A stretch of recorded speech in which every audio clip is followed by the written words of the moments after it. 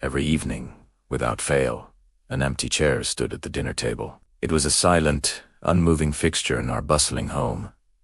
A strange void in the midst of our daily chaos. As a kid, I just accepted it. I never asked my parents about it.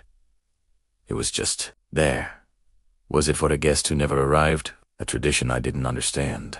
The questions floated in my mind but never left my lips. Life got busier as I grew up. School, then work, then my own life, my own friends, my own ambitions. I was always chasing something, always convinced that what was next was more important than what was now. My visits home became shorter, my calls less frequent. I was building a career, making a name for myself. I told myself my parents were proud, that they understood. They always greeted me with smiles, never with accusations. But the chair was always there. Sometimes, during a quick holiday dinner, my eyes would drift to it. A flicker of curiosity, quickly extinguished by the next urgent email or text message demanding my attention. I was Mark, the busy son, the important professional. Too busy for long dinners, too important for idle chatter. One evening, I'd managed to squeeze in a visit between two business trips. I was wolfing down my food, my mind already on the presentation I had to perfect for the next morning. The familiar scene unfolded.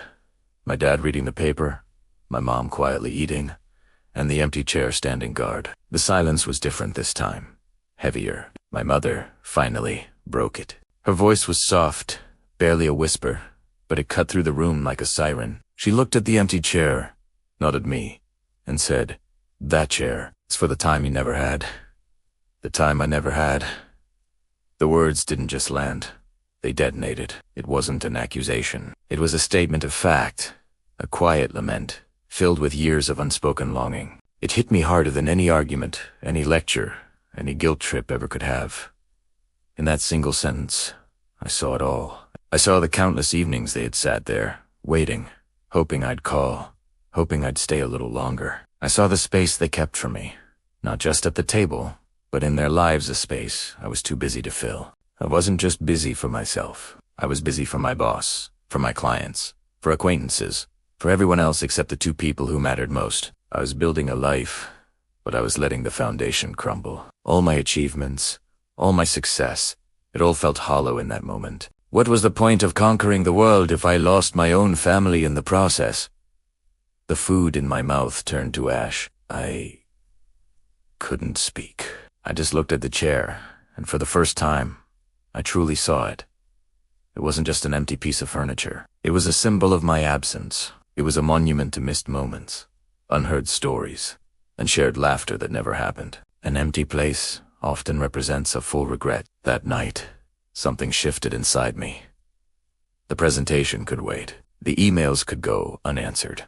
I put down my fork, pushed my laptop aside, and just sat there with them. We didn't talk much at first, but we didn't need to. The simple act of being present spoke volumes. The next night, I canceled my early flight, and when it was time for dinner, I was the first one at the table, sitting down in a chair that was no longer just for me, but for us. We think time is a renewable resource, especially when it comes to our loved ones. We tell ourselves later, "I'll call them later.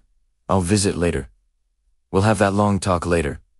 But later is a thief. It steals moments that we can never get back. That empty chair taught me a lesson I'll never forget. Don't wait for a wake-up call that comes too late. The most important appointments are the ones that aren't in your calendar. They are the spontaneous moments of connection, the shared meals, the simple presence. Don't leave an empty chair at the table of those who love you. Fill it. Fill it with your time, your attention, and your love. Because one day, all you'll have are the memories you made, or the profound emptiness of the ones you didn't. Thank you for watching. If this story resonated with you, please like and subscribe for more content that makes you think. We'll see you in the next one.